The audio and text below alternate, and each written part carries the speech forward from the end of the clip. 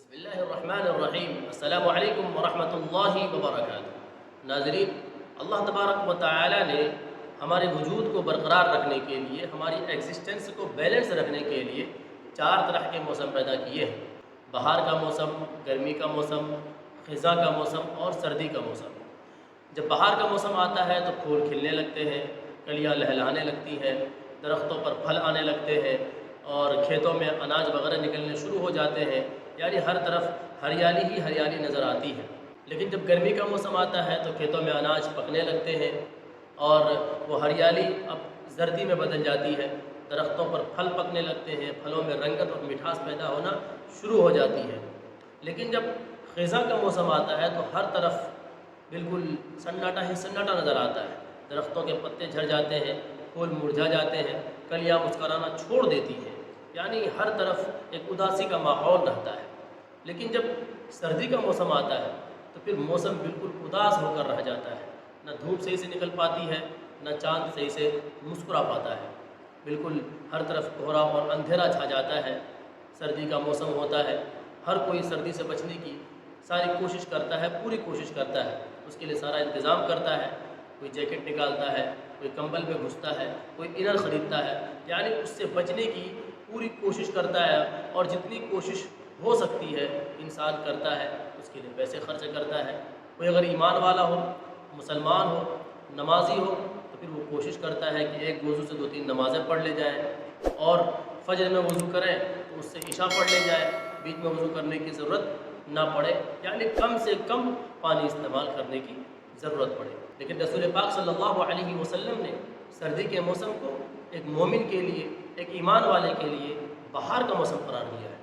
یعنی اس کی راتیں لمبی ہوتی ہے تو ایک مومن تہجد پڑھتا ہے، عبادت کرتا ہے۔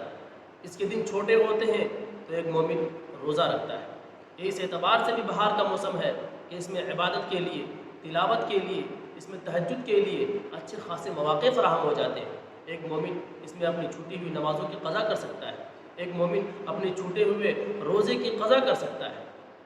اچھے خاصے مواقع ہوتے ہیں، انسان غور کرے، انسان یاد کرے، ایک ایمان والا یاد کرے کہ اس کی کوئی نماز چھوٹ تو نہیں گئی ہے تو وہ رات میں ان نمازوں کی قضا کر لے۔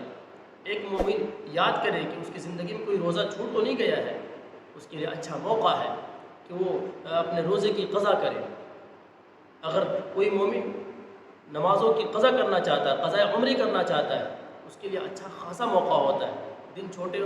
چھوٹا ہوتا ہے، رات لمبی ہوتی ہے،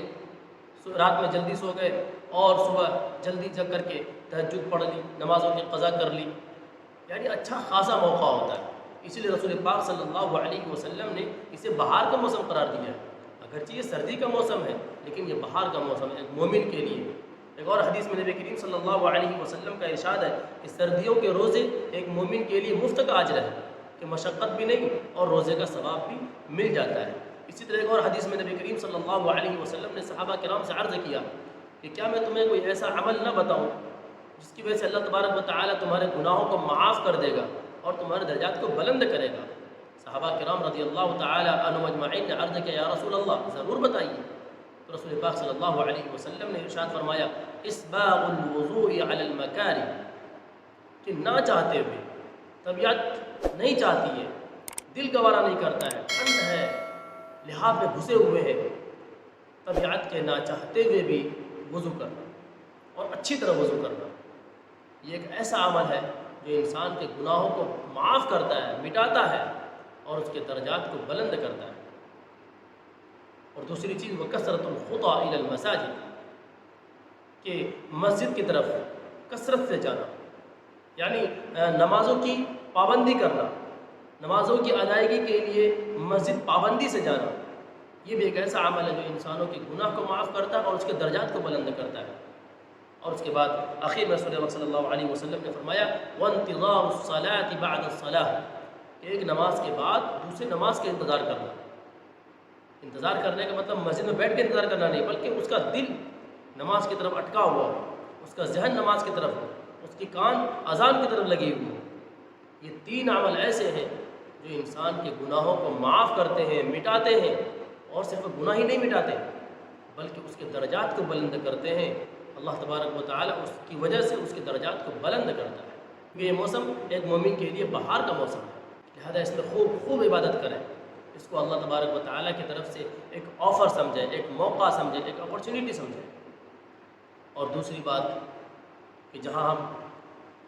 ٹھنڈ سے بچنے کے لیے، سردی سے بچنے کے لیے سارے انتظامات کرتے ہیں، تو ہمارے آس پڑوس میں اگر کوئی ایسا بندہ ہے، کوئی ایسا انسان ہے جس کے پاس سردی سے بچنے کے انتظامات نہیں ہیں، ہمارے پاس موزے ہیں لیکن اس کے پاس موزے نہیں ہیں، ہمارے پاس جوتے ہیں لیکن ٹھنڈ سے بچنے کے لیے اس کے پاس جوتے نہیں ہیں، تو اگر آپ کے پاس وسعت ہے، اللہ تبارک و تعالی نے آپ کو دیا ہے، تو پھر آپ ان کے لیے بھی انتظام کریں۔ آپ کے لیے اگر 2 جوتے ہیں تو ایک جوتے کسی غریب کو دے دیں تاکہ وہ بھی اس سردی سے اپنے آپ کو بچا سکے، اور اس پر اللہ تبارک و تعالی آپ کے نام اعمال میں اجر کا اضافہ کرے گا، کیونکہ آپ نے اللہ تبارک و تعالی کے ایک مخلوق کو ٹھنڈ سے بچایا ہے۔ اللہ کے رسول صلی اللہ علیہ وسلم کا پاک ارشاد ہے، الخلق عیال اللہ، یہ ساری مخلوق اللہ تبارک و تعالیٰ کا کنبہ ہے، اس میں مسلمان اور غیر مسلمان کا کوئی فرق نہیں ہے، ساری مخلوق اللہ کا کنبہ ہے۔ لہذا اگر آپ کے پاس وسعت ہے، اللہ نے آپ کو دیا ہے، تو پھر آپ لوگوں کے لیے کمبل کا انتظام کریں، ضرورت مندوں کے لیے سویٹر کا انتظام کریں، جیکٹ کا انتظام کریں، ضرورت مندوں کے لیے موزے کا انتظام کریں۔ اگر آپ کے پاس زائد کپڑے ہیں تو غریبوں کو دے دیں، ان کے لیے سردی سے بچنے کا انتظام کیجیے۔ یہ ایک ایسا عمل ہے جو اللہ تبارک و تعالیٰ کے نزدیک بہت زیادہ مقبول ہے، ایک سردی کے موسم میں عبادت اور دوسرا سردی کے موسم سے مخلوق کو بچانے کی کوشش کرنا، یہ بہت بڑی نیکی کا کام ہے۔ اللہ تبارک و تعالیٰ ہمیں اس سردی کو غنیمت سمجھنے اور اس میں خوب خوب عبادت کرنے اور نیکیوں کا ذخیرہ جمع کرنے کی توفیق عطا فرمائے۔ السلام علیکم ورحمۃ اللہ وبرکاتہ۔